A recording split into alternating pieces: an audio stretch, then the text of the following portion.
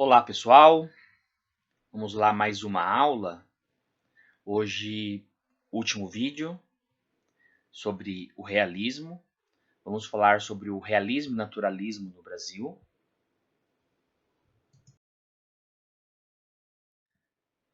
Nós falamos sobre Machado de Assis no vídeo anterior e a questão do realismo.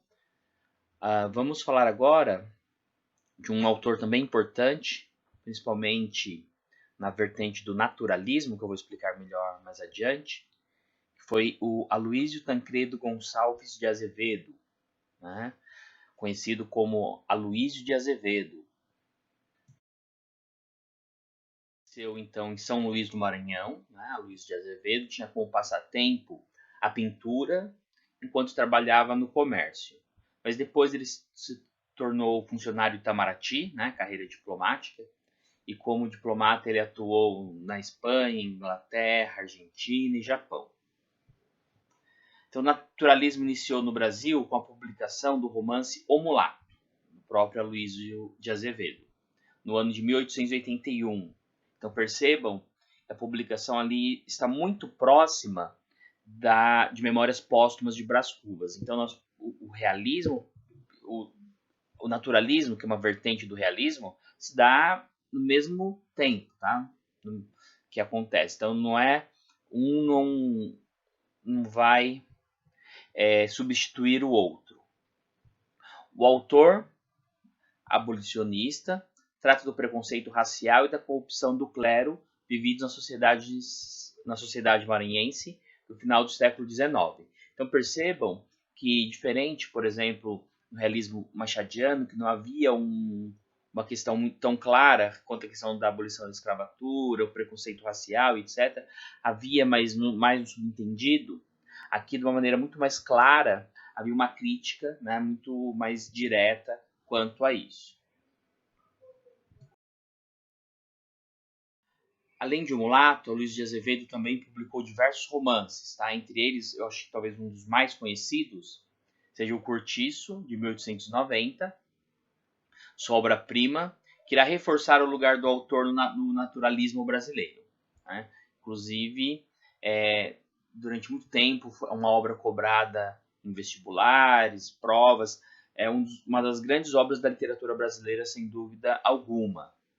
Neste romance, cujo principal personagem é um cortiço do Rio de Janeiro, o escritor delineia uma série de tipos sociais degradados moradores do cortiço, precursor do que conhecemos hoje como favelas. Então, por que a gente diz que na obra o grande personagem é o próprio cortiço? Porque as pessoas, na verdade, elas compõem este cortiço. Então ali vocês vão ver vários tipos sociais. Eles, mais do que representar pessoas, representam tipos sociais. Então nós vamos ter vários tipos. E tudo isso acontece, né, na perspectiva do naturalismo, devido às circunstâncias ali que o cortiço proporciona. Então é ele que permite que haja aquela construção e, né, até é muito forte a questão do meio, né, como um fator determinante. Assim como em vários romances do realismo e do naturalismo, Cortiço não possui um enredo único, mas uma série de histórias envolvendo seus principais tipos sociais. Então nós temos lá o português ganancioso, os escravos, a mulata, o operário, o malandro, os burgueses, e todos eles são transformados em estereótipos. O que isso quer dizer? Mais do que, por exemplo, João Romão, mais do que ser o português ganancioso, ele representa todos aqueles comerciantes, aqueles portugueses que vieram para o Brasil com a intenção de ficar ricos a qualquer custo. Então ele representa mais do que simplesmente o próprio, né, a própria personagem. Ele representa um grupo social. Então é uma obra muito importante da literatura brasileira. No romance O Cortiço, Aloísio Azevedo trabalha com determinismo, né? O cortiço é o meio responsável por determinar as ações dos personagens. Além disso, dentro daquela esfera de degradação, seus moradores lidam com características naturais dos humanos, como instinto, primitivismo, a promiscuidade. Assim, em muitos aspectos, os personagens são animalizados, isto é, são comparados a animais por causa de seus comportamentos. Então, como o próprio termo já diz, naturalismo é tratar o ser humano, tratar as pessoas muito próximo dessa sua ideia primitiva de mais natural, né? Inclusive em muitas situações comparando aos instintos animais, que as pessoas não conseguiriam, em algumas situações, esconder ou impedir que acontecesse, né, esses instintos. Então, o naturalismo ele seria um exagero, se assim podemos dizer, de algumas características que nós encontraríamos no realismo. Então, é uma corrente que tem como pressuposto justamente exagerar em algumas questões desse realismo, tá? E entre elas estaria justamente a questão da natureza humana estar muito mais ali próxima de um animal, da sua essência. Então, a questão dos comportamentos e determinada pelo meio em que eles vivem, tá? Isso é uma característica muito importante. Isso fica muito claro na obra. Outro autor importante, Raul Pompeia, né? Natural de Angra dos Reis, no Rio de Janeiro, estudou direito e atuou em movimentos abolicionistas e republicanos. Então percebo que há também uma questão aí crítica, né, da sociedade. Trabalhou no jornal Gazeta de Notícias, onde publicou a novela As Joias da Coroa. Publicou ainda uma tragédia no Amazonas e canções sem metro. Mas claro, né, que a grande obra dele, mais conhecida, é o Ateneu, que publicou em 1888. Então percebam, o mesmo ano da abolição da escravatura no Brasil. Narrado em primeira pessoa, o romance autobiográfico consagra como escritor. Raul Pompeia suicida-se na noite de Natal de 1895. Então, aqui nós vamos ver uma comparação entre o romantismo e o realismo. Para nós entendermos, depois a gente compara também com o naturalismo, tá? Então, nós temos ali aproximadamente, tá? As datas são sempre uma questão aproximada. 1836 a 1881, embora, tá, uma observação, haja datas que deem início, olha, esse livro que deu início ao romantismo no Brasil, este deu início ao realismo, mas essas datas, pessoal, é mais para organização mesmo, porque quando a gente pensa em literatura, há sempre uma obra com algumas características que já antecipam, ou algumas obras que mantêm características do período anterior. Tá? Então são datas que a gente utiliza assim, do ponto de vista didático para facilitar, mas elas não têm essa precisão. Né? As pessoas não acordaram um dia lá em 1881 e falaram assim, a partir de hoje ninguém mais escreve sobre o romantismo. Não, as coisas vão acontecendo dentro da estrutura ali daquela sociedade, daqueles grupos. Então vamos lá. Então no romantismo a ênfase é mais na fantasia. Então eles idealizam, eles criam, sempre a perspectiva mais fantasiosa. Enquanto o realismo busca retratar a realidade entre aspas aí, né? Ou seja, aquilo que eles estão observando, a visão mais crítica da sociedade, os problemas sociais. Eles tentam apresentar aquela sociedade em que eles estão vendo, mas não vendo de forma idealizada. Porque até então podemos pensar que, para alguns românticos, a visão de mundo deles já é um pouco idealizada. Por isso eles, né, então, a idealização deles não é simplesmente porque eles inventam tudo. Às vezes eles enxergam a realidade daquela maneira, mais idealizada. Enquanto no realismo busca-se enxergar a sociedade uma perspectiva mais crítica dos problemas sociais. Ok? Então temos também no romantismo ali o predomínio da emoção, no realismo, né, a vertente mais da razão. O romantismo, proximidade emocional entre o autor e os temas. Já a ideia do realismo é os narradores, né, se afastarem, né, então um distanciamento mais racional. Ele tenta manter um distanciamento para, pelo menos, dar a impressão de que ele não tem um envolvimento, ele está apenas mostrando, apresentando, e não está ali envolvido. No romantismo, ele é mais subjetivo, né, enquanto o realismo é mais objetivo. Lembrando, a subjetividade é a maneira de se enxergar o mundo. Ambos, né? Tanto a subjetividade quanto a objetividade são maneiras de enxergar o mundo. Enquanto a subjetividade, ela faz com que haja várias possibilidades, pessoas vão enxergar de várias maneiras diferentes. A objetividade tende, né, tem uma tendência a tentar mostrar de uma única maneira aquela visão. Muito comum no romantismo o escapismo, ou seja, a literatura como fuga da realidade, seja pensando na infância, como momento ideal, com a parte da saudade e de outras maneiras. Já no realismo, nós vamos ter uma literatura de engajamento, ou seja, uma maneira de tentar transformar a realidade, primeiramente criticar aquilo que está errado, mas também alguns autores acreditavam que a literatura deles seria capaz de transformar o pensamento das pessoas e logo transformar a realidade. No romantismo nós temos personagens idealizados, enquanto, né, no realismo temos um retrato, entre aspas, fiel das personagens. Claro, é sempre um ponto de vista do autor, mas ele tenta retratar aquilo que ele está enxergando, seja com seus problemas, defeitos. Às vezes, na verdade, é uma tendência do realismo até dar uma ênfase maior a esses defeitos, a esses problemas, enquanto lá no romantismo se idealizava tudo, se escondia tudo, mostrava apenas, né, o lado bom e perfeito das coisas. O romantismo tem uma tendência muito mais nacionalista, como nós falamos, embora tenha acontecido em vários países, mas ele trata muito de uma realidade nacional, tenta tratar muito de uma perspectiva mais local.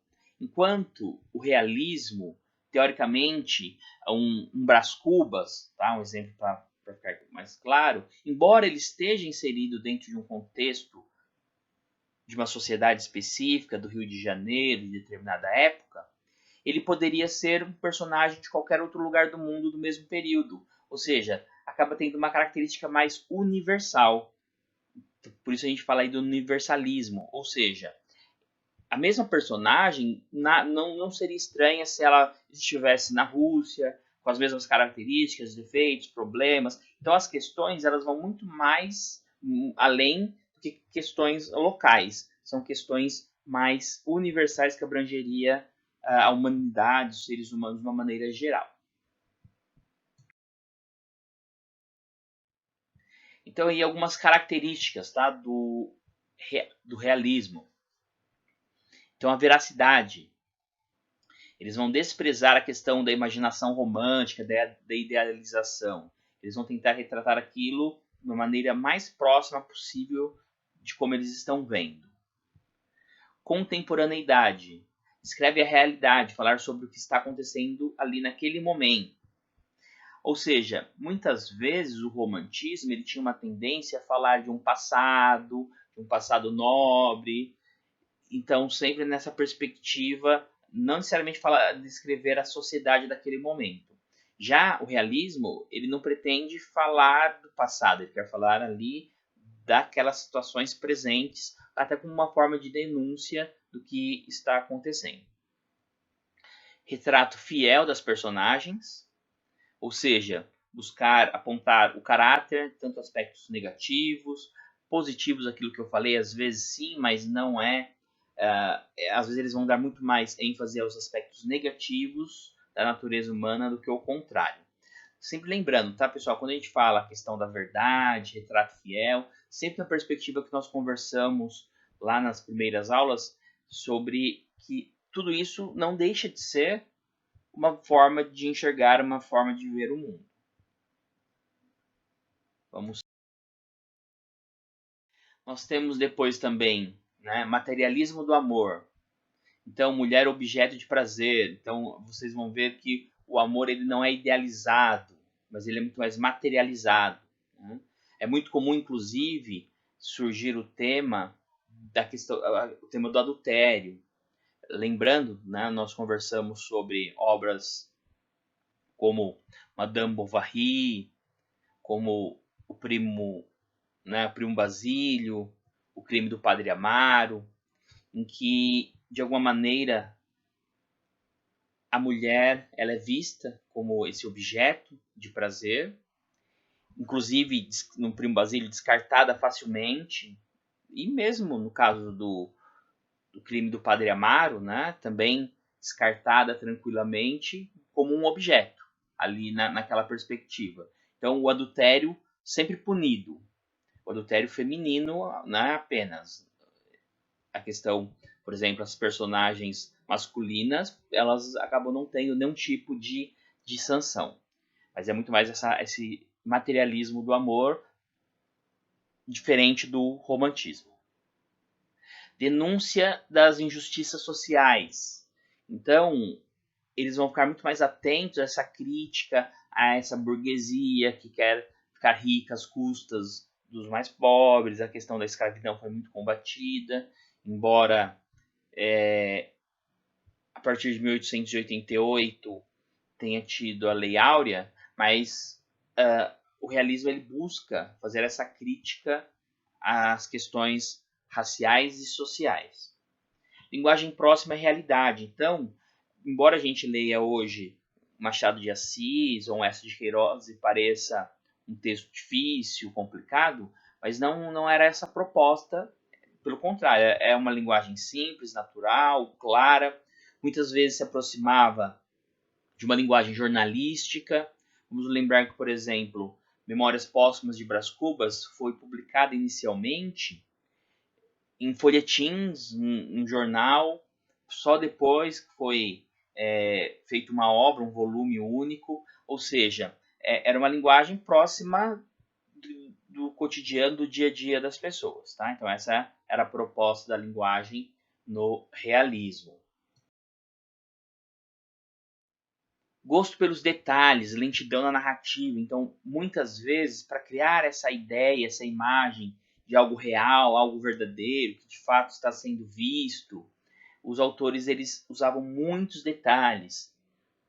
O Enéas de Queiroz, por exemplo, tem em algumas obras dele, ele vai usar 2 páginas para descrever uma sala, para que as pessoas tenham uma ideia exata de como é.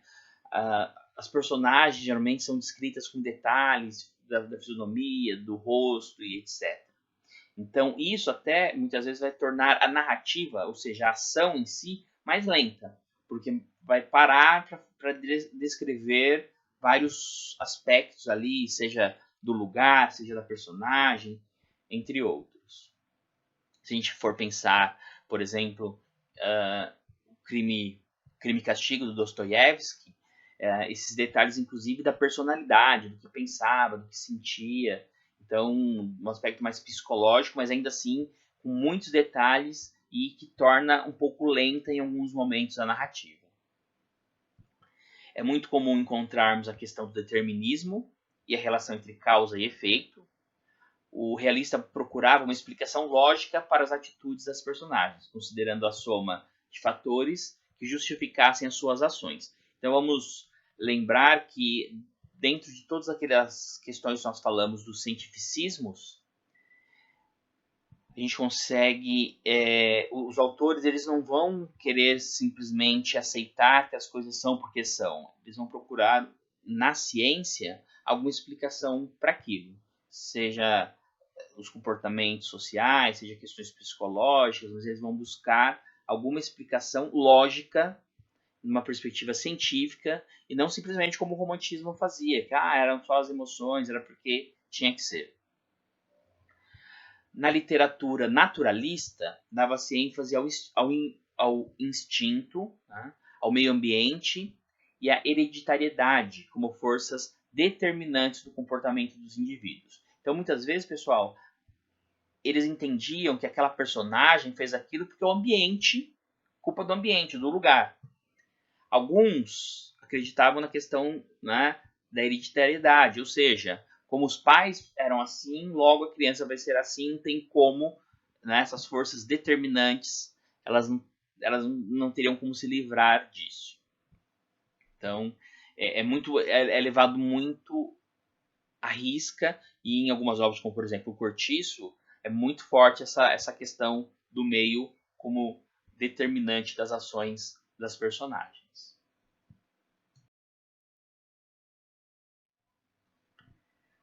Temos também a questão da sexualização do amor. O amor perde a conotação espiritualizante, ou seja, a questão mais emotiva, da emoção, a questão mais mental, espiritual, até mesmo platônica, né? Ou seja, o amor platônico é aquele amor que não se realiza fisicamente, mas fica só no conceito do pensamento. Então, isso aqui não, aqui é uma coisa muito mais física, tá? No realismo. Personagens esféricas, também em algumas pessoas chamam de redondas, né? O que seria? Enquanto no romantismo as personagens tendiam a ser lineares ou planas, ou seja, construídas ao redor de uma única ideia ou qualidade, no realismo valoriza as personagens esféricas, que apresentam várias qualidades, que repelem qualquer simplificação. Então vamos lá. As esféricas são aquelas personagens que você não sabe muito o que esperar dela. Qualquer ação seria possível. Então, dentro de uma situação ali, você não sabe como ela agiria. Porque essa ideia do bem, do mal, do certo, do errado, não fica muito claro. Diferente do romantismo. No romantismo, você sabe que o herói ele é sempre bonzinho, ele vai salvar a moça no final, né, a donzela, e vai dar sempre tudo certo. Então você já sabe o que esperar. Isso, né, são personagens planas. Então a gente, agora já as personagens esféricas, elas são personagens complexas. A gente não tem ideia, elas podem agir de qualquer maneira ou agir, né? Pode ser bom numa situação e mal na outra situação. Então essas pessoas elas vão oscilar, vão mudar o tempo todo. Não há uma característica que a define do começo ao fim, como acontece no romantismo. Veja Brás Cubas. Né? Brás Cubas, ao mesmo tempo que em algumas situações ele tem de ser uma pessoa boa, que ajuda, em alguns momentos ele é uma pessoa que trai, né, a confiança das pessoas próximas. Então não há um padrão estabelecido ali nas características da personalidade dele. Pontos divergentes. O romance naturalista começa onde para o realista. Então, vamos entender aqui algumas diferenças entre o realismo e o naturalismo. Lembrando, tá? O naturalismo nada mais é do que uma intensificação do próprio realismo. Então, assim, quando num romance, né, onde para ali o conceito do realismo, o naturalismo ele tende a continuar. Então, o realista, ele cerra as cortinas, você usa a imaginação, você julga aquilo, né, moralmente asqueroso, ruim. O naturalista ele vai além, ele vai mostrar detalhes, vai mostrar as cenas mais íntimas, com interesse de cientista, não simplesmente para observar, né, mas ele quer olhar de perto, como se fosse um sociólogo, para entender a sociedade. Ele vai invadir ali, né, a cena que acontece. Enquanto o realista, ele vai contar, ele vai falar, mas ele não vai necessariamente se aproximar. Quando a gente pensa, por exemplo, na questão, né, do adultério. Então, enquanto num Memórias Póstumas de Brás Cubas, ele vai apenas falar que aconteceu e possivelmente no tal dia, mas não vai entrar em detalhes de maneira alguma. Já o naturalista ele daria os mínimos detalhes mesmo dessas cenas mais íntimas. O realista analisa problemas sociais, então um binóculo de camarote, ou aproximando-se com sutileza. Então ele vai olhar os problemas sociais, mas ele vai olhar de longe, como um observador ali. O naturalista, ele vai colocar luvas de cirurgião, ele vai mexer ali, ele vai chegar próximo, ele vai perfurar, ele vai tentar mexer o mais próximo possível. Tá? Então, essa é a diferença entre o realismo e o naturalismo, essa questão de que o realista ele vai mostrar a realidade ali, mas até certo ponto. O naturalista ele não tem depois mais nenhum limite, o máximo possível a ser explorado. Então vamos falar mais agora sobre as características do naturalismo. Então o naturalismo, as suas origens, tá? Como estilo e escola literária, o naturalismo se originou na França e tem como seu fundador o escritor Émile Zola. Nós falamos, inclusive, sobre, entre os principais autores, o nome dele está, né, entre eles. Então, é muito comum uma visão pessimista e aspectos mostrar visões pessimistas do mundo e aspectos desagradáveis. Né? O princípio essencial do naturalismo é a minuciosa descrição da natureza, com especial destaque aos aspectos desagradáveis da vida, uma visão pessimista da sociedade e do mundo de modo geral. Então, é muito comum não só o pessimismo, mas até mesmo situações que para alguns vão causar um certo nojo, situações desagradáveis, desconfortáveis. É muito comum que o naturalismo apresente, mostre cenas desse tipo. Quanto ao cientificismo e positivismo, nós também já falamos sobre. Toda conduta humana é regida e explicada por fatores como hereditariedade e meio ambiente. Ou seja, grande parte dos comportamentos, se não todo o comportamento, ele é regido, ou seja, ou pela herança genética, a pessoa já nasceu com aquelas características genéticas, e o meio em que ela vive é fundamental para motivá-la e levá-la a determinadas ações. Essa visão foi motivada por novas teorias científicas ou pseudocientíficas em voga no século XIX e pelo espírito positivista, muito presente naquele período. Claro, pessoal, hoje sabemos que, embora o meio ele tenha sim uma certa influência, a herança genética tem de fato alguma, né, possibilidade ali de determinar alguns aspectos, mas as pessoas não estão sujeitas a isso. A pessoa não pode falar, eu fiz por quê? Né? Claro, o meio vai fazer com que ela pense diferente. Por exemplo, boa parte dos jovens brasileiros, dos rapazes, gostam de jogar futebol. Por quê? Nós nascemos em um país em que tem esse esporte como um esporte importante, bastante praticado, tem espaços, quadras para isso. Agora, se nós tivéssemos nascido em outro país, em um país islâmico, talvez o esporte fosse outro. Ou se tivesse nascido num lugar lá, fosse um esquimó lá no meio da neve, o esporte seria outro. Então, o meio que nós vivemos, claro que contribui para grande parte das nossas ações, mas não como o naturalismo acreditava, que era praticamente totalmente determinado pelo ambiente. O naturalismo ele vai tratar justamente desses extremos da estética realista. Então vamos pensar justamente isso, tá?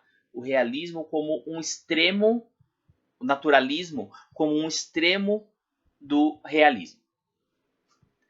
Então o naturalismo literário é derivado do realismo, mas leva às últimas consequências, a estética realista. Isto é, a descrição, a impessoalidade, a representação fiel da realidade e a negação do sentimentalismo romântico, procurando dar um caráter científico à literatura. Então a gente tem que pensar o realismo, se você intensificar as características, nós teremos lá o naturalismo. Ok? quando o realismo e o naturalismo se confundem. Então, muitos críticos, no entanto, consideram difícil ou mesmo impossível efetuar uma distinção clara entre o naturalismo e o realismo, do qual o primeiro de fato se originou. Algumas obras elas vão ter, ora, características mais naturalistas, ora, mais realistas. Até como o naturalismo é uma vertente do realismo, então é natural que haja de fato essas proximidades. Então pode ser que em algumas situações seja praticamente difícil determinar se é puramente realista ou puramente naturalista. Então quando a gente pega, por exemplo, um cortiço, embora ele tenha uma tendência muito maior do naturalismo, em alguns momentos você vai encontrar algumas características mais do realismo. Ou seja, algumas cenas vão estar mais atenuadas. Já, por exemplo, quando a gente pensa em Memórias Póstumas de Brás Cubas, aí nós vamos encontrar basicamente o realismo. Dificilmente a gente encontra características mais claras do naturalismo. Ok? Então, as principais características. Nós estamos falando aqui do naturalismo. Radicalização do realismo. Então, seria um realismo mais radical, se assim podemos dizer. Oposição aos ideais românticos, assim como no realismo. Cientificismo e determinismo muito mais forte, assim como o positivismo e o darwinismo. Eles entendem o darwinismo numa característica muito mais forte até do que o próprio realismo. Linguagem coloquial, clara e objetiva, descrições minuciosas, visão mecanicista do homem, ou seja, o homem é regido pela máquina que é a vida dele, quase como um destino, tudo definido, pronto, em que muitas vezes ele não tem como fugir daquilo. E um romance experimental, muito mais do que o realismo. O realismo vem muito mais com a proposta de fazer uma crítica, de apresentar a sociedade, embora alguns autores acreditavam de fato que as suas obras poderiam transformar a sociedade. Já no naturalismo é muito comum nós encontrarmos autores que escrevem um romance que eles chamam de experimental, ou seja, eles querem tentar demonstrar como seria uma sociedade, alguns aspectos, como se fosse um grande laboratório.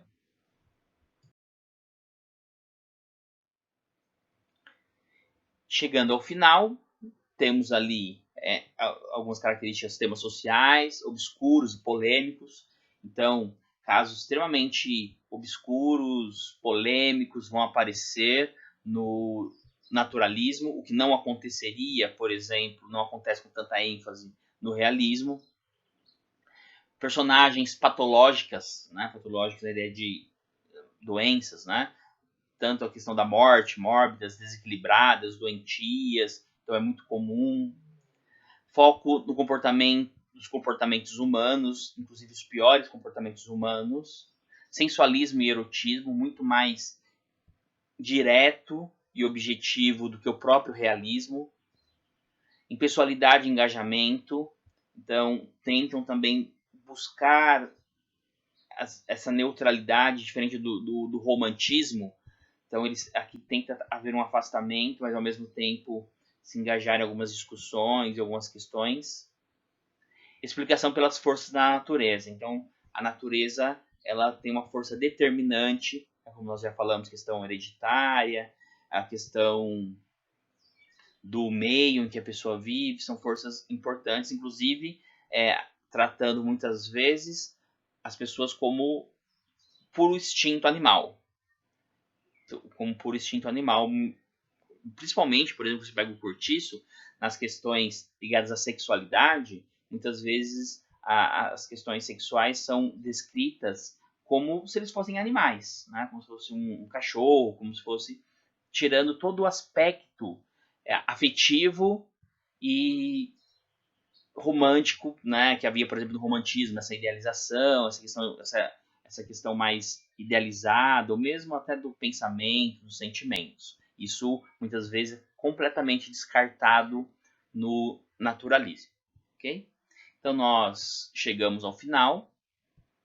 Espero que tenha conseguido entender a diferença, a principal diferença entre o naturalismo, o realismo e num comparativo aí com o romantismo. Bom? Então, bons estudos e até a próxima.